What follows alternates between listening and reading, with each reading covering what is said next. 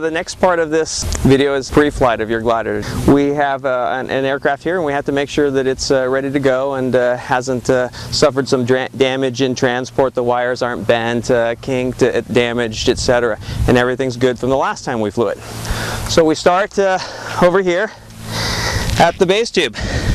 We make sure that we are bolted in here correctly, that each of our bolts has a little bit of thread coming through and everything is corrected, nothing is kinked, nothing's been worn out. These wires are replaced every year, and they hold something like 3 tons worth of energy.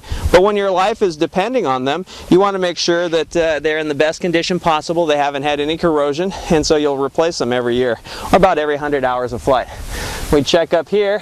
Okay, so the nose batten's in place. I check the nose plate, make sure everything is good here. This is called the heart bolt. Make sure everything is structurally intact here.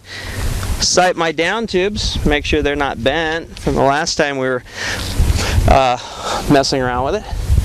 This is the crossbar that we pulled back a little while ago that gave the wing its structure. Make sure that these things are straight, there's no kinks or dents in here. Make sure all these attachments are good. The battens are all in place, didn't flip over the Mylar. Sight from this end, make sure I got a smooth curve, no kinks, all the bolts and wires are correct. Knock a little of the sand that got in here out.